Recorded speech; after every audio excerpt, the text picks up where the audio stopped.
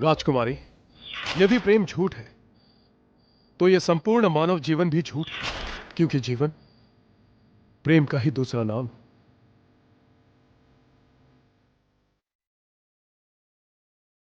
और संगीत संगीत मनुष्य के हृदय के उस गहराई से निकलती जहां पर ईश्वर की सत्ता है, वहां पर आपके राज्य की सत्ता नहीं चलती। संगीत तो मनुष्य को दी हुई एक ईश्वर की धरोहर है। यदि प्रेम झूठ है तो यह संपूर्ण मानव जीवन भी झूठ है। संगीत मनुष्य के हृदय के उस गहराई से निकलती जहां पर ईश्वर की सत्ता है। संगीत तो मनुष्य को दी हुई एक ईश्वर की धरोहर है।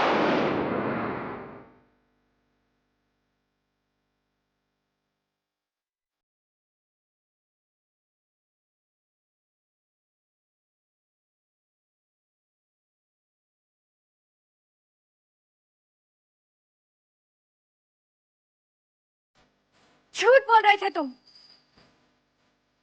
राजकुमारी जी, आप? तुम झूठ बोल रहे थे। संगीत झूठ है, प्रेम झूठ है, बिल्कुल झूठ। और जो तुम संगीत और प्रेम के बारे में बोल रहे थे ना, वो मात्र शब्द जो कि भोले भाले लोगों को ठगने के लिए बनाए जाते हैं। राजकुमारी, हम आपका तो नहीं कह सकते,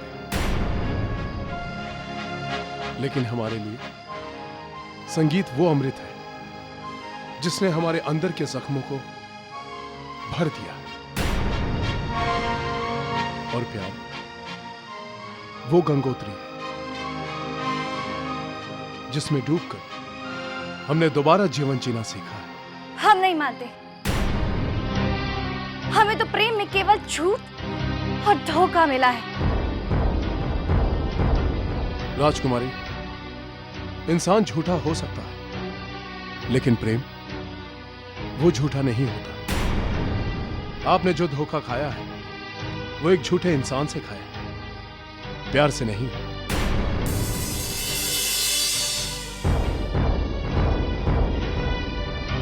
अब रही धोखे की बात, तो इस दुनिया में ऐसा कौन सा इंसान है जिसने किसी न किसी से धोखा ना खाया, जिसे ठोकर ना लगी हो?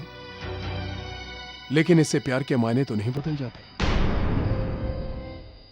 प्रेम में वो ताकत है राजकुमारी जो भगवान को भी झुकने पर मजबूर कर देता है।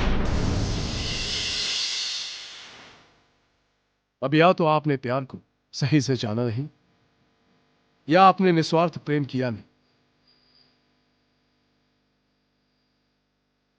इस दुनिया में प्रेम ही एक ऐसी चीज है जिसके बदले कुछ नहीं मांगा जाता, वो तो बस एक तरफा बहता है।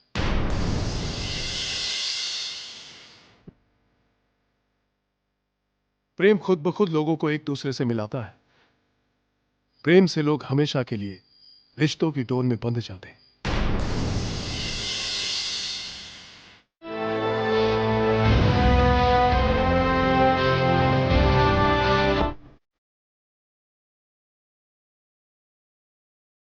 हम कितना गलत समझते थे प्रेम और संगीत को। घृणा करते थे इन दोनों से। लेकिन आज आपने हमारी आंखें खोल दी।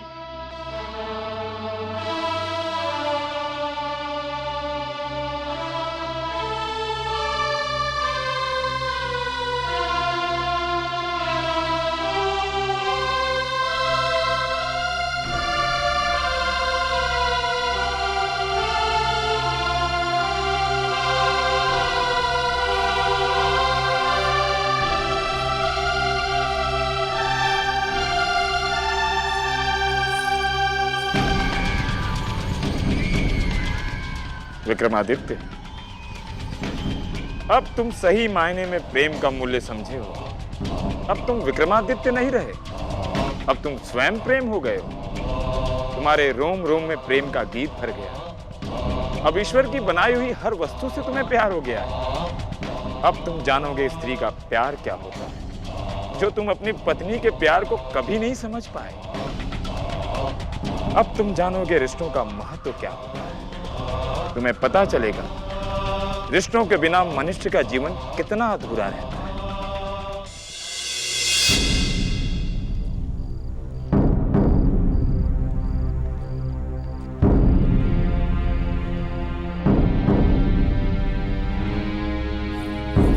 महाराज, हम आपके लिए बहुत ही शुभ समाचार लाए हैं। हमें तो विश्वास ही नहीं हो रहा कि ऐसा भी हो सकता है। फिर महारानी, हुआ क्या? दामुल,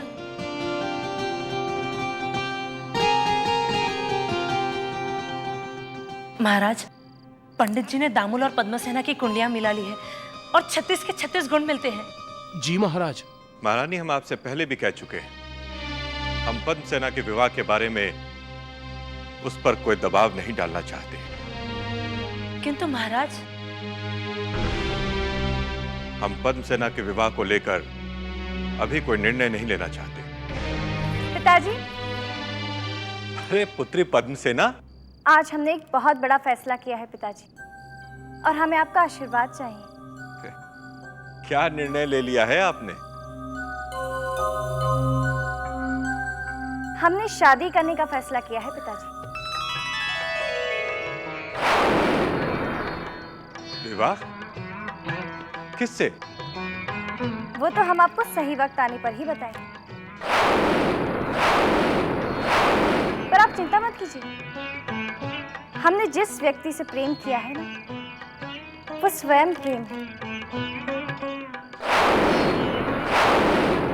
और आज हम सिर्फ उसी की वजह से इतना खुश हैं। उसने हमारे दिल को प्रेम और संगीत से भर दिया है पिताजी।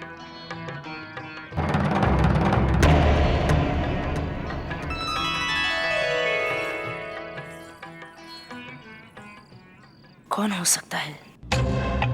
इससे पहले कि ये मूर्ख लड़की हमारी योजना को चौपट कर दे, हमें पूरी बात जाननी होगी। कौन है वो जो एक बार फिर हमारे और सिंहासन के बीच में आ गया है?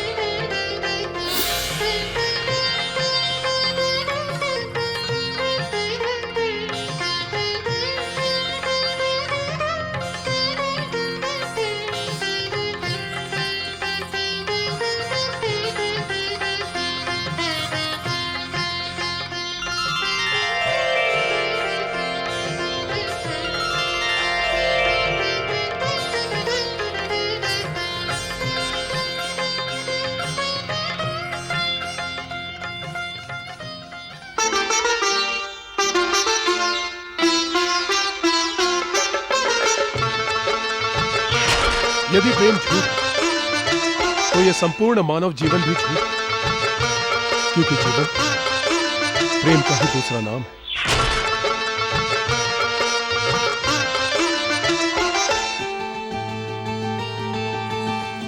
बहुत खुश हो पद्मसेना? क्या बात है?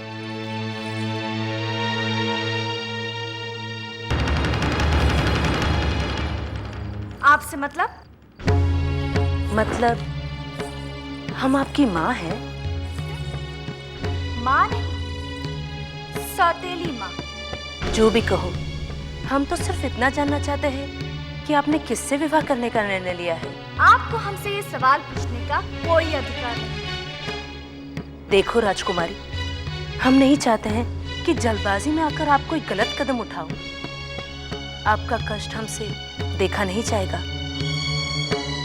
इस स्वांग के चक्कर में कोई और आता होगा महारानी। सुनो राजकुमारी, अगर तुम्हारा यही तेवर रहा तो हम तुम्हारा विवाह दामुल से करवा देंगे, और यही हमारा निर्णय है। हमारी शादी वही होगी जहां हम चाहते हैं। राजकुमारी पद्मसेना, तुम हमें अभी जानती नहीं। मैं तुम्हें अच्छी तरह से जानती हूँ। तुम वो नागिन हो जो अपने ही पति को डस रही है। अरे डायन भी 7 घर छोड़कर वार करती है, और तुम। राजकुमारी, आपको इस प्रकार महारानी से व्यवहार करने का कोई अधिकार नहीं है। पहले आप इन्हें रोकिए। इन्हें कोई अधिकार नहीं है हमारे जीवन का निर्णय लेने का। महाराज, हम तो इन्हें अपनी पुत्री मानते हैं, लेकिन यह है कि मां होने के नाते हमने तो इनसे सिर्फ इतना ही पूछा था कि ये किससे विवाह कर रही है, लेकिन राजकुमारी ने हमें न जाने क्या क्या सुना दिया। पद्मसेना, अब केवल महारानी ही नहीं, हम स्वयं भी ये जानना चाहेंगे कि आप किससे विवाह करना चाहती हैं।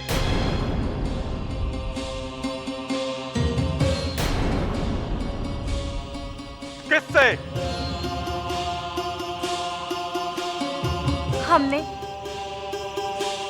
हमने उसी चौरंगी गायक से शादी करने का फैसला किया है जो कल दरबार में आया था।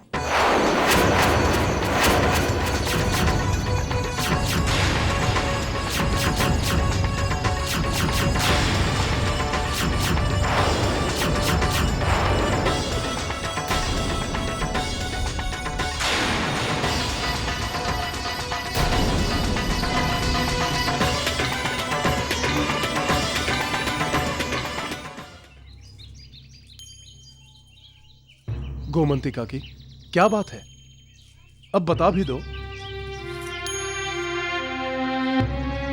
ये राजकुमारी यहाँ क्या करने आई थी? काकी, वो दुखियारी है बेचारी। हाँ हाँ, तू तो जैसे बहुत बड़ा वैद है ना। आप नहीं समझो, उसने प्यार में धोखा खाया है। अब उसे प्यार में कोई विश्वास नहीं। पर वो तुमसे मिलने क्यों आई थी? काकी, हमारे गीत ने उसके मन के तारों को छेड़ दिया था, पर उसे अपने ही मन पर कोई विश्वास नहीं था। हमने ही उसे बताया कि प्रेम प्रकृति के कण कण में है। हर फूल, हर पंछी प्रेम के नजारे हैं, और प्रकृति के संगीत उसी प्रेम का गीत है।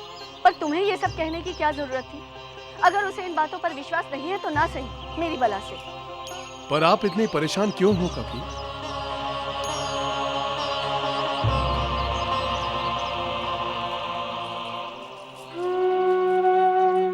तुम इन राजमहल वालों को नहीं जानते भीमा।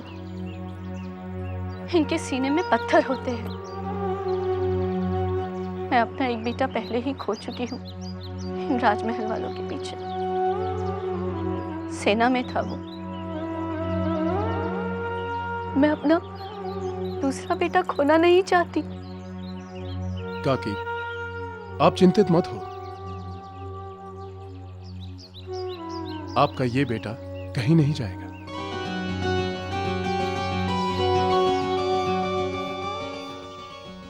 ये सब आपके लाड़ प्यार का नतीजा है महाराज। जिस परिवार की बेटी ने अपने पिता के सामने शर्म त्याग दी हो, उस परिवार का तो सर्वनाश निश्चित है। महारानी, महारानी, हमारी तो कुछ समझ में ही नहीं आ रहा। क्या करें? सोचने समझने का समय बीत गया है महाराज। अब निर्णय की घड़ी है। आप राजकुमारी को हुक्म दीजिए कि वो दामुल से विवाह कर ले। वो हमारी बात नहीं मानेगी महारानी। तो ठीक है, अब आप वही कीजिए जो हम कहते हैं। आपको जो ठीक लगे वो कीजिए, बस इस बात का ध्यान अवश्य रखिएगा कि किसी के साथ अन्याय न हो महाराज।